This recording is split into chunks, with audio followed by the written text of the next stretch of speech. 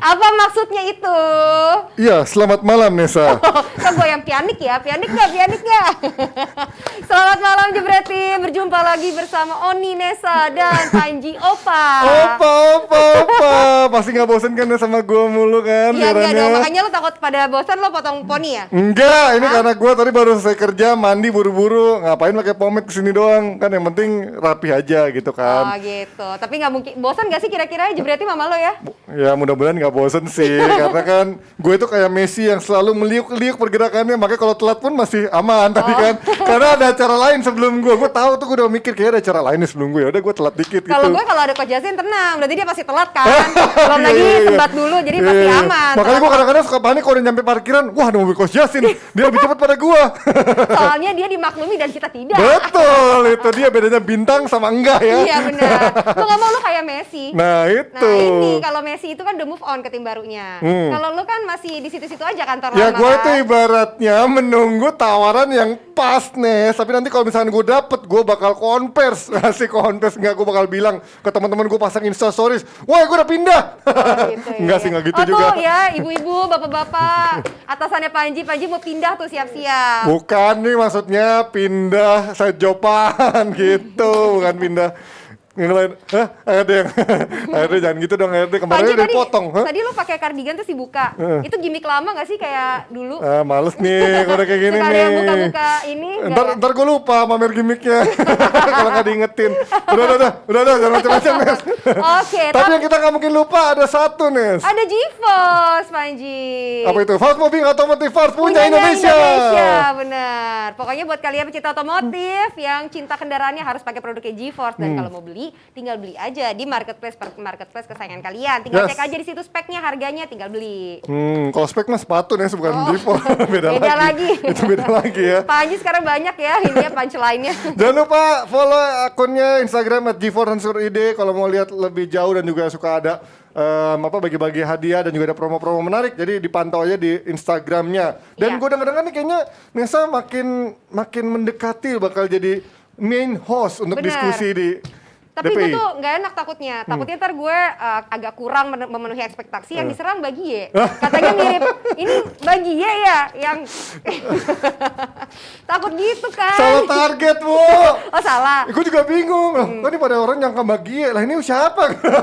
Tapi ya mungkin Bagie memang udah kelihatannya memang udah gitu kali ya. Karena mungkin pakai masker kan jadi nggak ya, kelihatan.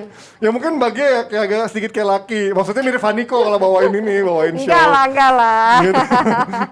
Oke, dan kita mau ingetin lagi nih buat kalian ya, kita lagi cari pandit baru. Pandit baru. Nah, jadi apa aja tim kesayangan kalian nggak apa-apa. Kita kalau dulu kan sempat nyari pandit Chelsea, ini nggak apa aja ya. Caranya gampang, kalian tinggal posting aja 1 menit video kalian analisa suatu pertandingan. Mana posternya, woi? 1 menit aja, lalu nanti tinggal kalian mention ke akunnya Jebret Media dan akunnya Bang Valentino Jebret. Dan ingat, persyaratannya akunnya jangan digembok. Kalau digembok kita nggak bisa lihat nanti. Jadi jangan salahin kita kalau kalian ngoceh-ngoceh, kritik mulu. Kita udah ngasih kesempatan untuk membuka pandit baru. Kalau kalian memang layak, kalau kalian memang tampil meyakinkan bikin videonya, dan juga kalian terutama yang kita khususkan di domisili di Jabodetabek ya, karena kita daerahnya kan Jakarta. Jadi kalau dari luar kota ya mohon maaf, mana mungkin lo naik tiket pesawat, bayar tiket pesawat cuma buat siaran doang di sini. Tapi kalau kalian emang udah anak sultan gitu, nggak butuh uang, emang cuma pengen mencari pengalaman, ya kita monggo banget, kita terima dengan senang hati. Betul banget. Oke Panji, hari ini udah ada 2 pandit kita. Yang satu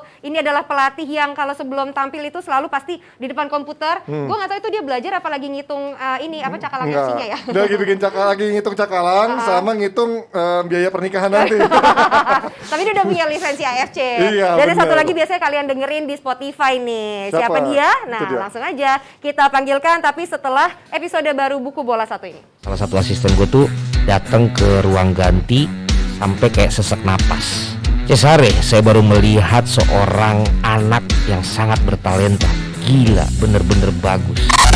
Dan akhirnya gue mendengar sebuah suara, ya ampun, jangan gunakan pulpen itu untuk tanda tangan dengan Juventus. Halo Andrea, ini Leo. Yang telepon gue adalah Leonardo, saat itu masih menjadi pelatih dari Inter.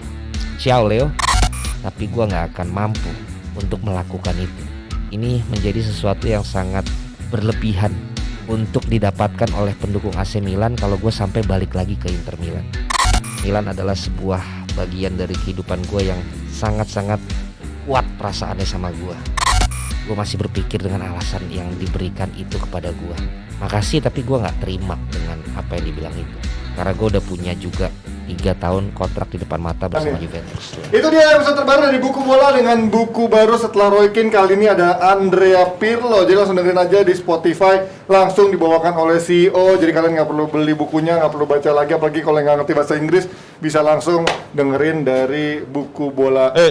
Itu termasuk buku favorit gua soal sepak bola, bukunya Andrea Pirlo. Apa Itu quotes top paling banget. favorit di situ ya menurut lo?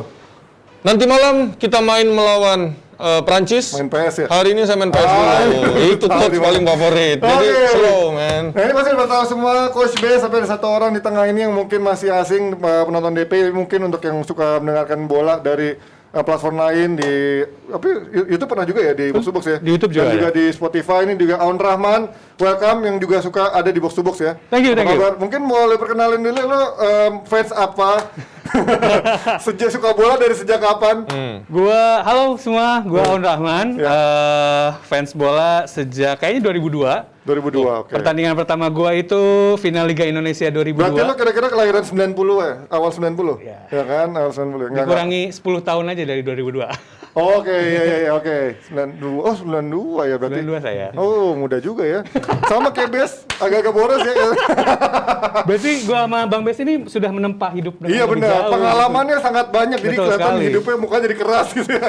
Tapi akhirnya suka apa timnya dan timnasnya? Kalau klub bola MU sebenarnya. Woi, ada temen lagi gua sekarang ini ya. Oke, Kalau terus klub bola MU, kalau misalnya timnas Jerman mungkin. timnas Jerman. Oh. Kalau Indonesia nggak suka ya. Indonesia itu pasti kan. Kalau klub bolanya? Klub bola Indonesia, kalau bola Lokal? Indonesia lokal Persib. Persib. Oke, ingat ya Aun Rahman, anak Persib. Enggak bercanda.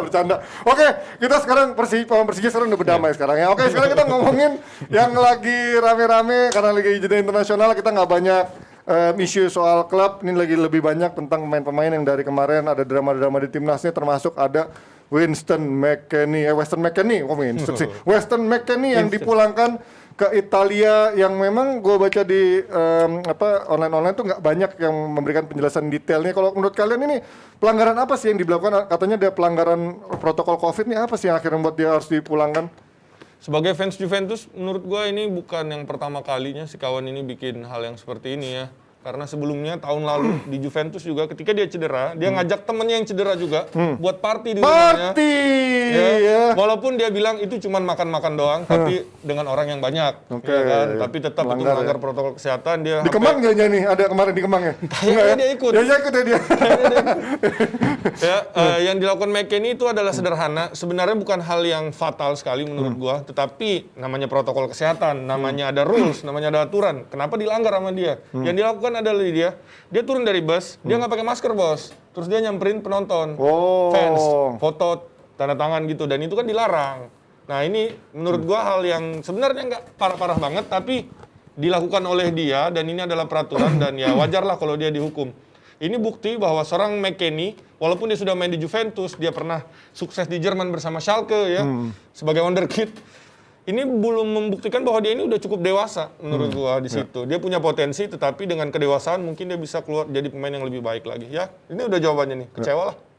Lo kalau ngeliat gimana? Melihat ini kan emang kayaknya nggak cuman apa ya, ini Weston yang ibaratnya baru menetas lah, dia juga baru ibaratnya pemain prospek dari Amerika yang katanya mulai bisa menembus Eropa. Tapi dengan kelakuannya seperti ini, menurut lo seperti apa nih prospek dia ke depan nih? Sebenarnya kalau gue sih lebih berbicara bagaimana sebenarnya aturan absolut dari pelatih itu kan nggak bisa dilanggar ya. Maksudnya aturan dari pelatih, dari federasi juga. Kalau misalnya lu udah ada pakem, ya nggak bisa diapa-apain lagi lah. Cuman kan jadinya case-nya adalah McKennie melanggar, tapi dia juga mengakui kesalahannya dia. Dia kan akhirnya bikin story, kalau gue merasa salah dengan apa yang gue lakuin, akhirnya dipulangin ke Italia, sementara timnas Amerikanya kan akhirnya ke Honduras. Dimana kalau menurut gue sebenarnya yang harus terjadi adalah evaluasi lah. Mau gak mau next ya jangan gitu lagi. Walaupun tadi juga Bang Bes juga udah bilang kalau ini bukan pertama kali. Jadi mau gak mau yang harus selanjutnya dilakukan adalah McKennie evaluasi ke depannya dia mau seperti apa, jadi pemain yang lebih baik lagi. Cuman ada yang gue menarik adalah fansnya US tuh justru ngomentarin pelatihnya US si Greg Berhalter yang justru kedapetan dia lari-lari di New York dengan nggak pakai masker juga, makanya jadinya rame. Gue juga kita pernah dengar ada pelatih timnas ke hotel terus jalan-jalan sama perempuan, nggak tahu lah tuh pelatih timnas mana, lupa, Wakanda kali ya. Tapi kalau ngomongin dari McKennie ini kan sekarang kita melihat permainannya di kemarin Juventus, dia mendapat kesempatan cukup banyak lah. Ibaratnya kemarin ada yang bahkan Hanif Pandit DPI juga bilang dia menjadi the next Edgar Davids atau punya prospek terbaik. Tapi dengan datangnya Allegri, menurut lo prospek dia masih sama di Juventus, Bes? Tentunya tidak ya, karena Allegri dia punya selera sendiri, tersendiri soal pemain. Dia suka pemain yang ibaratnya itu kayak regista kalau di Itali. Dia suka pemain itu, gelandang itu adalah deep lying playmaker, terus diprotek dengan 2 gelandang bertahan di depannya atau 1. Nah, kan dia cocok jadi gelandang pekerjanya yang buat memprotek deep lying playmaker itu kan sebenarnya. Udah penuh, Pak. Udah penuh. Oke. Dan di Juventus itu bukan cuman dia doang yang bakal cocok jadi gelandang bertahan ya. Masih ada Betancourt di situ. Betancourt itu jangan lupa yang datangin siapa ke Juventus. Ya, Allegri Dan itu pertukaran didatangnya seorang Betancourt itu adalah pertukaran dengan Tevez. Ya, Tevez waktu itu yang masih lagi on fire-nya sebenarnya masih bisa main lagi di Juventus, tukar guling dengan Boca Juniors. Belum ada lagi salah satu pemain termahal di Serie A. Masih ada di situ juga. Box to box midfielder Adrien Rabiot. Ya kan antrian masih panjang ya. Jadi Weston McKennie menurut gua musim ini akan kesulitan bermain di Juventus, makanya dia mungkin agak stres tuh. Jadi dia nggak fokus. Lu setuju? Tapi gue rasa sebenarnya McKennie ini menawarkan banyak power juga tadi juga disamakan dengan Davids, terus juga gue rasa juga ini bakal ngasih kesegaran lah buat Juventus dengan bagaimana dengan gaya dia untuk membantu progresif juga buat ngelindungin defense. Buat gue rasa dia lebih unggul ketimbang Betancourt ataupun Rabiot di aspek itu ya, terutama di aspek defensif sih. Oke, kita ngomong kalau dari timnas Amerika sendiri ini kan kemarin berapa kali ada si Des juga kemarin sempat cedera, terus juga ini McKennie ada masalah seperti ini. Kalau kalian ngeliat kemarin di Amerika sempat dibangga-banggain berbagai pemain kayak Pulisic, Des, McKennie sudah bisa menembus Eropa. Lo ngelihat Reina pun ada di Dortmund, lo melihat apakah secara itu prospek mereka atau justru nggak akan lebih daripada zamannya dulu Dempsey, Howard dan lain-lain? Jangan lupa sepak bola adalah olahraga hasil dan yang dilihat adalah hasil.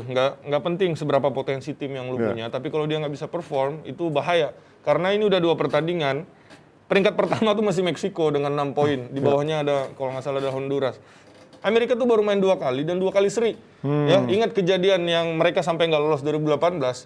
Mereka sampai playoff kayak Itali, akhirnya kalah kalau nggak salah lawan Panama. Ya. Itu kan semestinya. Jadi bisa juga dong berarti ya? Apa? Bisa juga nih dia terjungkal. Bisa juga dia terjungkal kalau dia nggak hati-hati. Jangan lupa di sana masih ada timnya Keylor Navas, ya, Costa Rica di situ. Terus ada Meksiko kayak udah rajanya. Andalannya CONCACAF lah ya. Dan kalau mereka nggak ngambil poin demi poin mulai dari sekarang ya nanti bisa kejadian lagi. Dan jangan lupa, lu bilang tadi Gio Reyna bagus. Berapa umurnya? Masih Makanya tapi kan masih bakal kecil ada banget. ada proses panjang. Tetapi itu nanti bisa balikin mereka ke dia, masih percaya mau nggak proses. tuh? Kan suka pakai percaya Makanya proses. gue mau bilang, Bes kan bilang percaya proses. Nggak apa, ribut aja, Ini ribut. kan Gio Reyna, terus juga generasi mudanya US kan usianya masih muda. Ini bakal banyak banget waktu buat mereka bakal jadi bagus. Dan gue lihat generasi ini juga dibikinnya nggak cuma dari tahun 2018 ketika mereka gagal. Dibikinnya jauh lebih panjang. Bisa cek soal blueprintnya Carlos Queiroz, itu yang bikin akhirnya ada generasi Amerika yang sekarang. Nah ini gue rasa makanya prosesnya juga nggak akan jadi tiba-tiba mereka jadi best team in the world juga gue rasa. Tapi kalau lihat US, ketika kita lihat sepak bola perempuannya misalnya, mereka itu kan prosesnya juga cukup panjang juga akhirnya bisa jadi best team in the world gitu. Jadi gue rasa ini pun akan terjadi di sepak bola laki-lakinya. Mereka bakal jadi bagus juga. Gue optimis mereka bakal jadi bagus. Lu setuju Bes ngebandingin prospek sama sepak bola perempuannya? Kenapa kak? Cuman di Amerika doang perempuannya minta dibayar sama dengan laki-laki ya. Karena memang prestasinya tentu jauh banget kebanting itu. Tapi kita nggak bisa bandingkan laki-laki dan perempuan di dalam sepak bola karena tentu yang di Amerika mereka aja masih manggilnya soccer. Belum football. Dan menurut Terus apa masalahnya? Kan nggak ada masalah. istilahnya itu masalah menurut gua. Kenapa? Karena itu bukan olahraga populer di sana. Ya, jadi bagaimana cara Jepang mereka bisa untuk menjadi salah satu negara pionir sepak bola di Asia? Itu mereka dengan mempopulerkan sepak bola, ya, dengan Kapten Tsubasa, dengan komik-komik, dengan propaganda-propaganda sepak bola. Bagaimana sepak bola itu bisa maju di Amerika? Kalau misalnya orang tuh masih sukanya nonton basket atau American football, akhirnya anak-anak yang main bola itu akhirnya usia 16, 15 mereka keluar negeri, akhirnya main di sana. Artinya fokus untuk sepak bola sebenarnya nggak terlalu besar ya, karena ada bagian Bukan. ada sepak bola Jangan lain lupa yang lebih juga favorit. kompetisi di Amerika itu mereka nggak ada degradasi, akhirnya nggak kompetitif. Tapi Bikin bukan tim. berarti nggak top kompetitif kok menurut gua. Emang gayanya beda aja. Kalau mereka kompetitif, mereka pasti bisa ngasih sesuatu lah, istilahnya bisa berprestasi atau something. Ini Piala Dunia kemarin prestasi belum paling masuk. baru kan jadi juara CONCACAF Nations League. Itu kan ngalahin Meksiko bahkan. Itu Meksikonya nggak fokus aja itu, baru ganti pelatih. Kemarin Olimpiade juga ya, Amerika nggak ini ya, Nggak main juga pemainnya yang main di Napoli, Iya. Cangki. Oke, Kayak tapi gitu kita sama. lihat lah nanti Amerika seperti apa, karena ini banyak yang emang mulai ya mungkin dari Masih medianya. awam sebenarnya karena 2 pertandingan, masih ada pertandingan panjang. Tetapi kalau mereka masih seperti ini, ketika lawan, gue baca sedikit artikel dan nonton highlightnya, ketika melawan Kanada nggak ada kreativitas, begitu-begitu aja mainnya, lempeng-lempeng aja kosong-kosong. Padahal Kanada itu siapa yang Kalau nggak itu gue nggak sepakat. Cuma Kanada divisi. itu salah satu negara yang bagus di CONCACAF. Sekarang generasi mereka itu ada Tajon Buchanan, terus juga ada Alphonse Davies, juga ada Jonathan David. Gua rasa ketika draw sama Amerika, gak bisa dibilang Kanada tuh siapa gitu. Gue lihat Kanada juga salah satu kontender di CONCACAF gitu, selain Costa Rica dan juga Meksiko. Tapi cuma 1-2 orang nggak akan bisa ngangkat. Nah, itu lah. satu tim tuh bagus sebenarnya. Enggak lah, main di mana semua. Kita lihat nanti CONCACAF seperti apa, apakah memang Amerika bisa melaju dengan mulus atau justru harus melewati banyak batu sandungan, dan kita lihat apakah pemain-pemainnya yang katanya bakal menjadi generasi emas berikutnya bisa memenuhi potensi itu atau justru hanya menjadi ekspektasi semata kayak Freddy Adu. Kita pindah pindah ke bahasan lainnya. Kalau ngomongin soal protokol dan di situasi pandemi seperti ini, kemarin juga ada soal drama-drama di timnasan kayak Lo Celso dan Romero yang kemarin tergabung dalam timnas Argentina yang akhirnya harus diberhentikan hanya saat laga baru berjalan 7 menit. Ini kok bisa sih dia pergi dari Spurs tanpa izin, atau memang udah dapat izin tapi nggak tahu konsekuensinya harus ada 14 hari ini? Lo melihatnya seperti apa, Bes?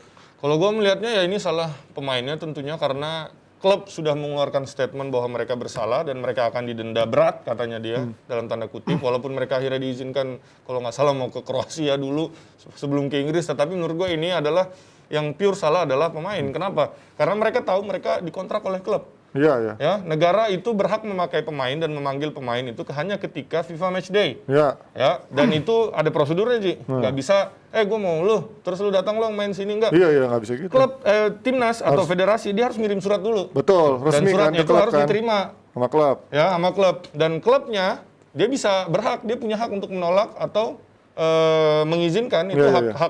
itu hak dari klub.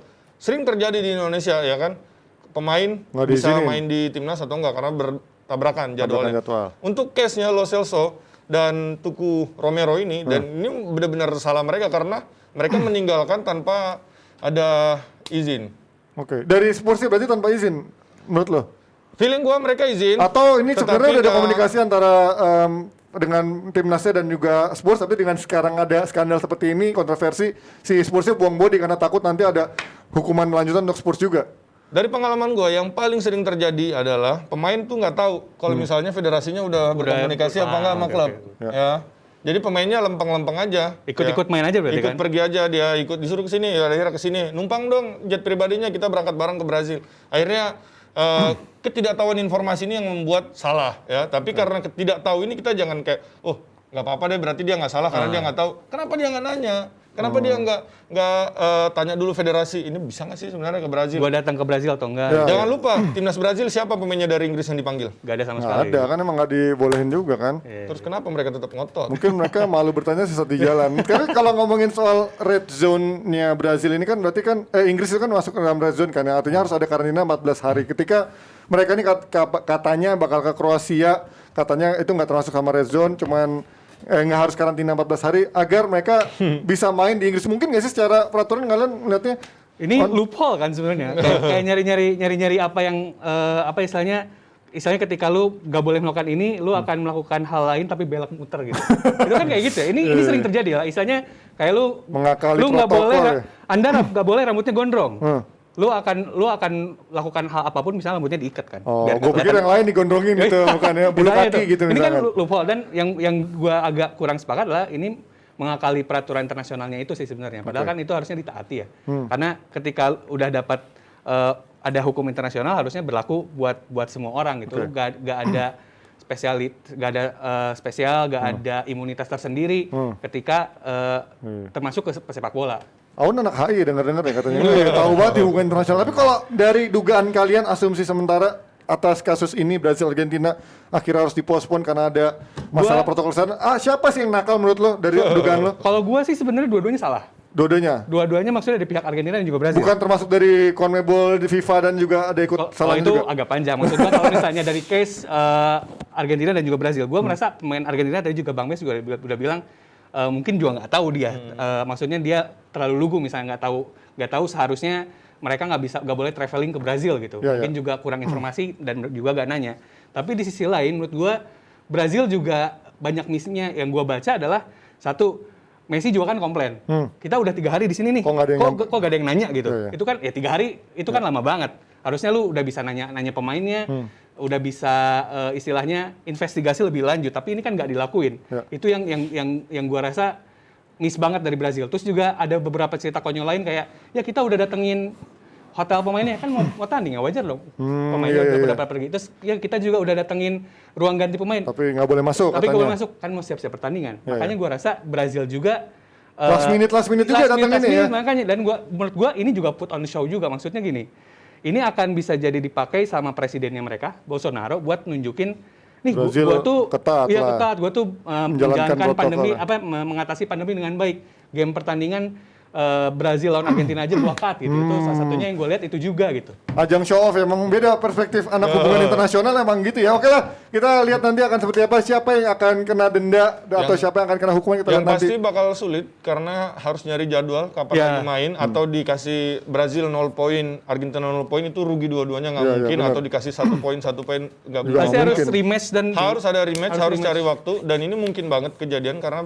Argentina Brazil udah sering dilakukan di Amerika atau di negara Arab. Kenapa nggak nanti mungkin di akhir pertandingan eliminasi ketika udah semua pertandingan dilakuin, baru nanti Brazil Argentina. Atau mungkin ngambil di tengah-tengah tapi tanpa pemain yang ada di red zone ya. Mau nggak mau mengorbankan timnasnya tanpa pemain-pemain yang ada di red zone itu kan. Feeling gue bisa tahun depan rematchnya ini. Udah dekat-dekat ininya ya. Udah dekat karena sekarang FIFA 1 minggu 3 pertandingan Pak. Mati Pak pemain-pemain itu. Ya udahlah, kita doain aja semoga nggak cepat mati ya main-main. Oke, kalau kita ngomongin dari jeda internasional jebret tim ini, kalau kita lihat protokol kesehatan memang harus dijaga ya, karena kemarin banyak banget kasus-kasus, banyak yang juga ngambek, terus juga ada yang mengakali. Tapi bedanya mungkin kalau Weston McKennie juga kemarin nggak terlalu diekspos, sementara kalau Greenwood sama Foden rame banget itu kan. Itu gue mau bahas. Nanti aja, gue tau lu penggemar MU, sabar. kita ngomongin dari Jerman dulu, karena kemarin jebret tim banyak yang minta nih soal Jerman. Kok nggak dibahas sebagai tim besar nih, karena bahas kemarin Italia, Inggris, Spanyol. Sekarang kita ngomong dari sisi timnas Jerman di bawah Hansi Flick yang sudah menjalani 2 laga perdananya. Oh ya, gue juga mau ralat kemarin kalau Coach Yasin ngomong soal pelatihnya timnas itu, timnas Belanda adalah Koeman. Kemarin kita juga nggak begitu ngeh karena memang ada bahasan Koeman juga. Jadi mungkin sorry jebret tim yang kemarin udah meralat. Bagus, ternyata kalian kritis dan mendengarkan. Karena pelatihnya Belanda sekarang adalah Louis van Gaal. Kita ngomongin Hansi Flick di laga lawan Armenia dan Liechtenstein yang memang belum teruji. Tapi kalian melihat so far dari gaya permainannya, dari pemilihan pemainnya, apa yang berbeda dari yang dibanding pelatih Jogi Löw? Gue kan merasa Hansi lebih membawa kesegaran lah apa yang terjadi disaster Jerman di Euro itu kan. Orang bikin orang muak sama Joachim Löw gitu. Karena kan yang sering jadi case adalah Joachim Löw terlalu banyak eksperimen di partai penting lah. Gue pikir di celananya. Suka eksperimen, habis ketahuan langsung nurun tuh performanya kan timnas Jerman. Jadi Hansi Flick ini yang gua baca-baca juga termasuk di media Jerman, dia bilang mereka merasa kalau Hansi ini lebih pragmatis lah. Lebih pragmatis, lebih efisien. Tapi yang uniknya ketika Jerman main efisien, lini depan mereka tuh lebih cair. Emang kalau boleh dibilang agak berseberangan dengan ketika lo main pragmatis kan depannya pasti yang lebih efektif juga gitu. Tapi ini justru depannya Jerman yang sekarang itu model-model pemain yang bisa main cair gitu. Ada Leroy Sané, terus ada kayak Havertz dan lain-lain. Gua rasa ini Musiala kemarin dicoba jadi sayap kanan ya. Musiala juga dicoba main. Makanya gua rasa ini justru new way-nya Jerman, tapi identitasnya nggak hilang gitu. Oke. Kalau lo ngeliatnya dari ini komposisi di bawah Flick apa yang berbeda? Yang berbeda tentu formasinya ya, karena terakhir kali ketika lawan Inggris dia coba-coba pakai 3 back si Low, sekarang dia balik lagi ke 4-2-3-1 ala Bayern Munich musim lalu. Dan yang main juga pemain-pemain Bayern Munich. Ketika menang 6-0 ini dua pivotnya, dua gelandang nomor 6-nya si Goretzka sama Kimmich. Dan timnas Jerman di masa depan menurut gua ada di pundaknya seorang Joshua Kimmich sebagai seorang yang benar-benar udah jadi top player di klub. Dia bahkan juga jadi calon kapten masa depannya Bayern Munich, dan jangan salah nanti suatu hari dia bakal jadi kaptennya Jerman juga. Tapi gue sedikit nggak setuju sama Om tadi karena dia bilang identitasnya masih sama. Menurut gue agak sedikit kehilangan identitas karena pada tahun 2014, 2010, 2014 Jerman itu sangat firm ya. Dari 2002 juga, dari 2002 sampai 2014 itu mereka sangat firm dalam artian identitas mereka itu jelas, siapa yang main itu jelas. Kita tahu pemain intinya tuh udah tahu kita kalau kita bahas Jerman tahun 2010-an itu siapa sih back kanannya ya kan, udah pasti Lahm ya kan. Siapa sih kipernya udah pasti ini, siapa sih back tengahnya, siapa sih gelandangnya Bastian Schweinsteiger, depannya Klose. Kalau sekarang tuh terlalu banyak coba-coba era Joachim Löw. Dan sekarang dengan datangnya Flick, ya dia pastikan, oke, nggak bakal ada lagi yang aneh-aneh. Dia cuma masukin mungkin si pemain Bayer Leverkusen, pemain muda itu, Florian Wirtz. Terus juga ada masalah juga dicoba di situ karena musim lalu memang bagus banget. Dan inilah masa depan Jerman menurut gua. Pemain lama masih, yang umurnya masih 26-27 golden age, tetapi ditambah dengan pemain-pemain muda. Mungkin identitas yang sempat hilang menurut gua ketika masa-masa akhir Joachim Löw kembali ditemukan lagi. Lebih fisikalnya lebih kuat, lebih kreatif, lebih menyerang. Itulah Jerman yang kita tahu. Jerman yang nggak loyo. Beberapa tahun lalu loyo banget. Terakhir sih gua rasa maksudnya terutama ketika Joachim Löw kayaknya udah mulai bosen dia. Maksudnya dia gairah-gairahnya karena udah pernah jadi juara juga. Dan kelamaan juga ya sebenarnya. Udah kelamaan juga. Kayaknya juga dia istilahnya passion untuk how to win-nya juga agak kurang. Jadinya lebih banyak eksperimental gitu. Tapi kalau apa? Ini yang bisa terjadi di timnas Prancis sebenarnya. Tapi banget ya. Ada kejenuhan juga menurut gua. Ada kejenuhan. Sekarang udah mulai menurun banget kan. Mulai manggil pemain yang jarang dipanggil kan. Nah, yang aneh-aneh terus akhirnya berdamai dengan Benzema ini kayaknya mencari formula baru gitu kan. Joachim Löw juga berdamai dengan Muller. Oh iya sama Hummels juga dipanggil lagi ya. Tapi kalau kita ngomongin dari Jerman ini kan mungkin banyak yang selalu bilang ini dia tidak pernah menemukan sosok pengganti Klose yang tepat karena dari dulu sejak Klose nggak ada dia selalu mencoba-coba, dari Werner dicoba, Havertz dicoba di situ, bahkan kemarin manggil Kevin Volland walaupun mungkin nggak kepake. Lu setuju nggak sama? Memang Jerman memang membutuhkan satu orang yang memang puzzle pelengkapnya itu yang sampai sekarang untuk menjadi efektivitasnya nggak ada. Muller pun sekarang udah mungkin melewati masa jayanya lah. Lu gimana ngeliatnya Un? Gue ngerasa emang harus diakui dari segi menyelesaikan peluangnya sebenarnya yang paling penting. Tapi kan kita bisa lihat bagaimana pemain kayak Werner, pemain kayak Gnabry, terus juga Sané itu kan juga penyelesai peluang yang bagus gitu. Cuman kita kan sebagai yang nonton punya frame, oh kalau penyerang Jerman tuh harus kayak Klose gitu, atau kayak Gerd Müller. Padahal kita juga harus sadar bagaimana sepak bola terus berkembang gitu. Ketika kita mungkin nggak biasa aja ngelihat penyerang kayak Werner, toh sekarang juga sama Hansi Flick, Werner juga bagus lagi gitu. Bisa nyetak banyak gol juga. Gua rasa sebenarnya puzzle-nya ada, cuman mungkin secara proses, secara skema harus dipasin aja gitu. Salah satu keberhasilannya si Hansi Flick ini adalah membuat Werner kembali cetak gol sebenarnya. Ketika sebelumnya dia tuh kesulitan cetak gol dan tadi malam juga dia taruh di nomor 9. Di Chelsea dia cetak gol loh, jago loh. Jago di saat-saat dibutuhkan, saat-saat kritis lah Werner. Sebenarnya Jerman kalau bisa ya, kan lagi heboh naturalisasi di Indonesia nih. Kalau dia bisa naturalisasi Lewandowski itu kayaknya udah telat banget. Udah berapa cap si Polandia itu kan. Tapi kalau ngomongin dari sisi pemain mudanya lo yakin dengan ada Musiala tadi juga Wirtz dan juga siapa lagi tadi ada Yemi. Apakah memang sudah bisa bersaing? Karena kita ingat dulu ketika konfederasi memainkan banyak main-main muda yang katanya wah Jerman punya tim senior dan tim B-nya yang sama-sama hebat. Ternyata malah pemain muda itu nggak bisa ngeklop sama pemain-pemain tuanya. Lo melihat seperti apa? Best Un? Iyalah, karena ketika mereka juara 2014 kan heboh, apalagi menangnya di Amerika Selatan. Konfederasi itu tahun berapa ya? 2017 ya? Ya kan? Abis itu kan 18 malah hancur-hancuran kan? Kaptennya si Goretzka ya kan? Setelah itu mereka juara konfederasi karena menggunakan namanya Jerman B, kalau nggak salah. Iya. Mereka dengan bangganya menyebutkan kita punya Jerman B nih. Generasi emas nih katanya kan? Justru ini yang membuat gue bisa terjadi namanya konflik antar generasi. Takutnya pemain-pemain yang 2014 juara itu dia belum bisa menerima anak-anak muda yang mau masuk di sini dan mungkin anak-anak mudanya juga mengira oke, kayaknya ini udah old guards-nya udah harus cabut. Kita yang harus take over. Akhirnya semestinya ini bisa jadi kekuatan penuh kalau digabungin jadi satu. Ini malah sendiri-sendiri. Malah akhirnya kan kemarin akhirnya lo sempat itu kan yang narik main-main tua, Muller nggak dipakai, Hummels nggak dipakai, tapi akhirnya dia blunder dan akhirnya nggak manggil kembali. Lo melihat ada apa ibaratnya ada konflik yang akhirnya membuat lo bingung nih, gue harus pakai old guard apa enggak nih untuk mengakomodir main-main muda yang katanya generasi emas ini. Iya, karena kan jadinya contoh di posisi kiper gitu. Kita udah tahu Marc-André ter Stegen tuh kualitas lah. Tapi kan masa ada Manuel Neuer di situ. Iya. Itu yang bikin jadi repot lah. Terus sementara di posisi back juga ada banyak Matthias Ginter. Tapi nggak ada yang benar-benar world class sih kalau sekarang yang ngeliat back-backnya Jerman setelah Hummels ya menurut gua kayaknya nggak ada yang benar-benar emang jago gitu. Tapi karena mereka nggak dapet time gitu untuk nunjukin world class betapa kualitasnya mereka ya menurut gua. Juga mereka nggak main di tim besar. Nah, Cuman Sule juga mainnya. Sule ya juga buset, udah kayak Wahyu Wijasanto itu badannya dulu zaman dulu. Baru sekarang doang dia main starting di Bayern Munich. Sebelum-sebelumnya kan pemain lain, Jerome Boateng yang main. Boateng udah nggak main Udah lagi. di Lyon sekarang. Tapi Nesa mau nanya nih. Ya kalau menurut gue kalau misalnya sama-sama aja ngapain juga kan Flick gantiin Low. Aduh kita kembar bajunya nempel dulu. Tapi gue tuh wangi Rinso banget sih. Asli bajunya Panji. Bu Rinso. Enggak, kan di atas tadi soalnya sabunnya habis jadi pakai Rinso di kepala. Iya. Tapi aku mau nanya ke Mas Aun. Ya. Oke. Menurut Mas Aun sendiri gimana nih strategi dari si Flick sekarang ini? Kan ada kombinasi dari pemain muda, pemain senior. Bisa lebih oke nggak sih dibanding strateginya lo dulu? Gua rasa bakal lebih oke, jauh lebih baik karena ketika lo udah stuck gitu, lo pasti butuh kesegaran lah. Dan Hansi Flick sebenarnya yang lebih dia input sebenarnya adalah mentality pertandingannya gitu ketimbang skemanya yang gue lihat ya. Bagaimana dia ngasih tadi gue juga udah bilang soal pragmatis, terus juga bagaimana main lebih efisien. Itu gue lihat di Jerman di 2 pertandingan ini walaupun emang Liechtenstein dan juga Armenia itu bukan lawan yang bisa jadi ukuran. Betul. Cuman kita bisa lihat Jerman tuh balik lagi jadi efektif gitu.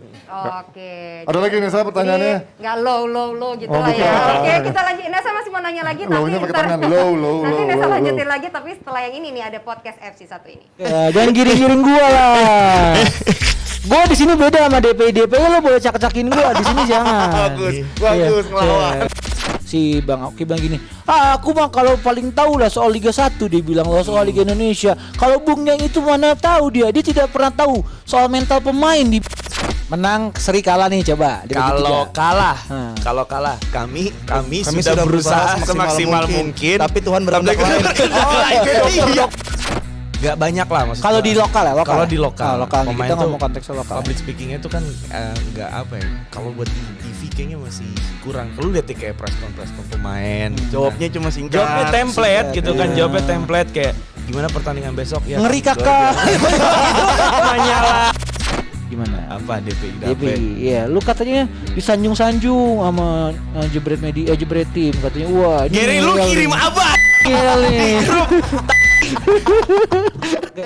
Itu dia podcast FC sama trio Afif, Mardel dan Vino. Hati-hati kalau Vino siaran terus kalian komen-komen yang aneh-aneh macam-macam sama Vino dibalesin satu-satu ya. Lihat aja di komennya. Dibalesin. Kalau ngata-ngatain Vino hati-hati dicariin satu-satu ya. Kita kalau ngomongin sekarang pindah ke ada Aun, berarti kita nggak afdol kalau nggak ngomongin timnya. Kita menjamu Aun dengan sesuatu hal yang dia sukai. Tapi ya ini adalah satu hal yang mungkin juga dia sukai tapi nggak disukai juga. Adalah sosok Ed Woodward yang katanya emang di akhir tahun memang sudah memastikan diri akan cabut dari MU.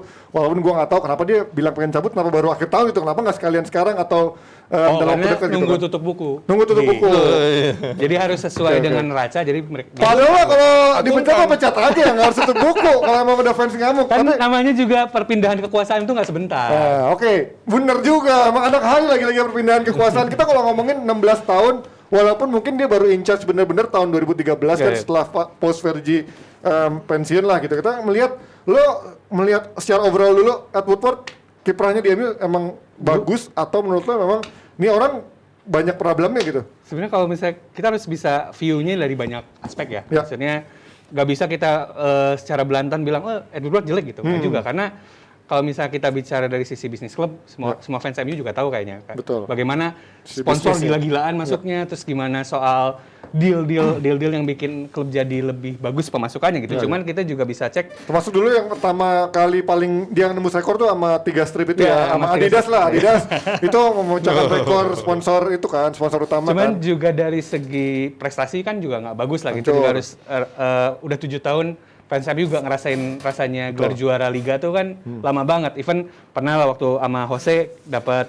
Europa Europa League League dan sama lain-lain, Piala tapi Carabao ya. bukan jadi pemutus dahaga kan. Dan gua rasa sebenarnya emang mix pendapat pasti. Cuman emang overall harus diakui karena ini juga sepak bola, Iya, iya.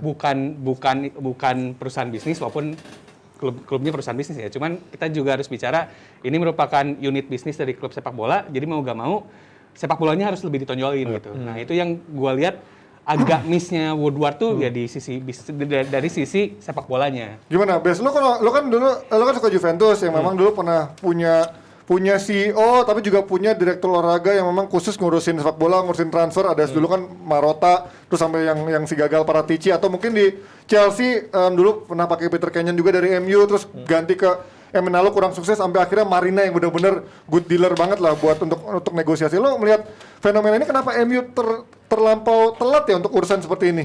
Dalam sepak bola menurut gue ya, itu ada dua kan, teknik dan finansial juga kan, dua aspek yang itu nggak bisa dipisahkan dan itu sangat berkaitan. Nggak bisa kita berprestasi, manajemen ya. terus finansialnya nggak ngikutin. Nggak mungkin juga finansialnya bagus tapi prestasinya jeblok. Jadi ini dua-dua harus jalan sama-sama. Dan hadirnya seorang Woodward ini sebagai orang netral, gue sebagai orang yang memantau dari jauh Manchester United selama berapa belas tahun dia di sana, menurut gua nggak jelek-jelek banget. Walaupun standar fans MU itu adalah mereka harus juara EPL atau UCL buat mereka dianggap berprestasi. Tapi sekarang lihat dari finansialnya MU nggak ada masalah, nggak kayak Juventus, nggak kayak Barcelona yang sekarang kesulitan karena mereka mismanagement menurut gua ya secara finansially. Utangnya banyak, dan sekarang lihat MU dengan Woodward yang seperti ini menurut gua ya nggak hancur-hancur banget lah, bahkan mereka bisa splash cash sekarang ya dengan membeli Ronaldo. Walaupun dengan cicilan model Ronaldo aja dicicil 3 tahun Tapi kan justru sampai 5 itu tahun. adalah transaksi zaman sekarang. Nggak dicicil. Walaupun Ronaldo itu transfernya kecil, tapi kan gajinya itu besar. Dia harus memperhitungkan nih berapa nih pemasukan, berapa 20 nih gue juta mau ya. beli Sancho, Rafael Varane. Itu kan bukan hal yang mudah menurut gue, ya. Dan sedikit mungkin yang fans mungkin mereka ngerasa kayak wah mereka nggak suka nih karena transfernya nggak bagus dulu, mismanagement segala macam. Jangan lupa, dia ini dipekerjakan oleh owner. Ya. Dan udah pasti tujuannya dia adalah bagaimana dia bisa running klub ini tuh supaya jalan bagus dan Menyenangkan tentunya owner juga. ada satu aspek, dia itu jadi tamengnya owner. Betul. Bagaimana dia Representatif memperbaiki. ya. Mungkin kegagalan Woodward sekarang menurut gua ini satu-satunya atau paling besar lah kegagalannya dia adalah reputasi keluarga Glazernya hancur banget.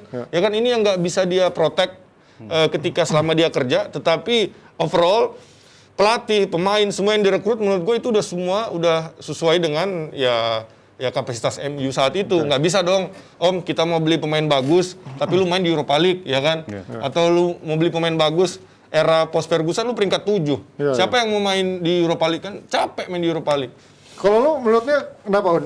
Kenapa MU begitu lama akhirnya sekarang kan dia mau manggil siapa si Murtoh, bahkan untuk scouting ada si Murtoh juga kan. Terus dulu isunya mau datengin dari Monchi, Paratici. Ibaratnya City aja udah datengin Siki dan juga si Soriano udah lama dan akhirnya sekarang sama Pep bisa bekerja sangat harmonis. Kenapa MU begitu lama dan akhirnya harus dia ganti pelatih, ganti lagi filosofi, ganti lagi transfer cost-nya gede lagi. Karena Menurut lu seperti apa? Gue lihat waktu pas masa itu tuh belum satu visi klubnya belum tahu bentuknya mau kayak seperti apa. Kedua yang gue lihat Woodward tuh terlalu dia pengen manajemen kontrolnya sama dia sendiri. Jadi oversee terus juga apa yang terjadi dia tuh tahu lah gitu. Tapi kan itu nggak bisa lu sebagai leader kayak gitu. Lu harus mendelegasikan pekerjaan ke orang lain lah untuk biar juga nanti tinggal dia report ke kita kayak gimana. Dan yang gue lihat mungkin tapi bisa jadi mungkin tugas dari keluarga Glazer ke dia tuh seperti itu. Lu harus oversee semua gitu. Nah, ternyata repot tuh, harus ngurusin transfer harus ngurusin duit harus ngurusin backroom pemain juga Itu kan repot banget. Nah, ketika akhirnya dibagi-bagi sekarang ada Darren Fletcher jadi direktur teknik, ada Murtoh juga buat transfer. Jadi kerjanya kan jadi lebih enak mungkin sekarang. Makanya akhirnya bisa dapat transfer-transfer yang dibutuhin, Ronaldo, Sancho, Varane gitu. Itu mungkin karena delegasinya udah tepat sekarang gitu. Waktu dulu mungkin Woodward pengen terlalu in charge buat dirinya sendiri gitu. Oke. Kalau lo sebagai fans MU, apa yang lo tahu tentang calon penggantinya Richard Arnold ini? Base-nya apa dan apa yang bisa dia berikan kira-kira buat Kalau MU? yang gue baca adalah kalau misalnya Woodward kan dia base-nya akuntan dan gue respect dengan background-nya dia itu. Dengan kita lihat juga bagaimana pekerjaan dia bikin finansialnya MU oke gitu. Walaupun tetap ngutang ya, tapi memang dari sisi Tapi mungkin egonya. dia udah tahu hitungannya gimana Iya. caranya dividen itu nggak akan bikin klub jadi Iya. bangkrut. Goyang. Yang gue lihat Richard Arnold ini kan pernah ada di branding, pernah ada di marketing juga. Sebenarnya urusannya juga balik lagi ke soal finance. Cuman yang gue tahu katanya Richard Arnold ini emang lebih ramah sama publik. Oke. Maksudnya dia bisa lebih ngomong. Lebih dekat ya. Lebih ke publik dekat, ya? terus juga bisa lebih speaking. Sementara kalau Ed Woodward emang agak ngasih jarak sama fans gitu terutama. Oke, tapi ini ada pertanyaan dari Nesa nih buat Aun dan juga buat Aun aja deh, kalau Bes mah udah sering ditanya. Aku lagi ini kritis-kritisnya usia aku. Oh, iya. Lagi bahuan. Bang Mes kalau mau tidur-tiduran lu boleh loh. Tahun aku mau nanya, Oke. kan kalau di DPI itu makin tua makin laku gitu ya. iya, iya. Nah, tapi kalau kayak pemain Siapa yang main tua makin laku di DPI? ya lo gue emang belum tua. Oh iya. Dibandingin baru-baru. Gue pikir si Chester Bennington itu. Ya, apa sih? Coach Justin. Kalau misalnya Mas Aun lihat mendingan kayak Ribery yang maksudnya lanjut terus gitu walaupun udah tua, atau kayak Marzukic yang maksudnya tahu diri lah udah tua mendingan cabut aja pensiun. Kalau gue sih lebih mengkritisinya gini, satu, kita semua tuh mendapatkan pemahaman dari game mau FIFA ataupun Football Manager kalau pemain tua tuh jelek, karena udah nggak bisa dipakai lah. Iya, iya. Sebenarnya padahal kan ada banyak juga pemain tua yang masih perform. Tapi di sisi lain, ini juga membuka tabir di sepak bola. Kalau sebenarnya ada banyak juga pemain yang sebenarnya nggak tahu hal lain selain main bola. Itu nggak cuma di luar, di kita juga banyak. Jadi kenapa dia nggak pensiun? Karena dia nggak tahu mau ngapain lagi setelah main bola. Oh iya. Itu banyak banget. Mati gaya dia kalau nggak jadi main bola Iya. kan. Makanya akhirnya kan, wah gue bingung nih, ya udah main aja terus sampai nanti. Gitu. Ya, sampai dia nggak tahu nanti mau ngapain lagi gitu Nah ya. itu yang gue lihat benar. seringnya kayak gitu. Oke, iya sih benar juga. Tapi berarti Coach Justin tuh agak lain ya. Iya. Jadi dia kan setelah Justru dia ini baru- lagi bisa main saham. Justru dia kalau misalkan dia masih muda belum tentu terkenal kayak sekarang. Karena dia tua nih, makanya orang bingung, orang tua kok bisa marah-marah gini Iya, gitu ya. benar-benar bisa nge-YouTube, bisa main Tapi saham. sedikit nih tentang Ronaldo, mungkin mau ditanyain. Ronaldo tanyain gimana? Waktunya Nes? udah habis belum? Belum. Udah habis. Belum, Satu bahas deh, Ronaldo satu deh. dulu. Masa fans MU nggak ditanya soal Ronaldo, nggak Abdul gimana? Un? Mantan fans Datangnya Ronaldo Ronaldo juga. kayak Oh, nggak usah lu mau tidur aja. Gimana Anda ngeliat Ronaldo kiprahnya? Apakah ini hanya sebagai kayak nostalgia atau reunian semata, atau emang lu Bisa yakin juara dengan ada IPL Ronaldo atau UCL dia bisa nggak? juara di major trophy? Kalau major trophy, gue nggak yakin ya. Sama Maksudnya- gue Ya, kalau juga gitu kan. oleh out dong.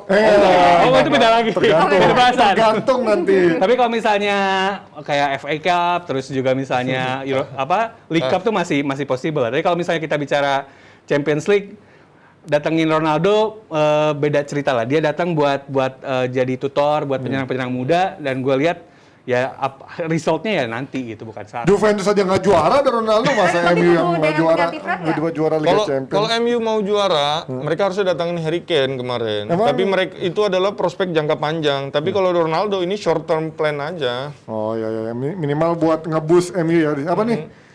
Dua fans MU nggak yakin MU juara. Gue yakin MU juara Piala Liga, Piala FA. Enggak, bukan. Yakin aja dulu. Yakin dulu aja. Kalau dibully malah nanti belakangan. Oke, kita tutup, Mas. Oke, terima kasih banyak. Thank you, Aun, udah gabung ya. Terima kasih. Kamu mau diundang lagi. Besok terima kasih, dan buat yang mau daftar jangan lupa kita masih tunggu kita tunggu. cari pandit untuk DPI, Ya. dan terima kasih untuk nonton kita hari ini, kita ketemu lagi besok. Ya. Terima kasih. Stay safe semua, bye-bye.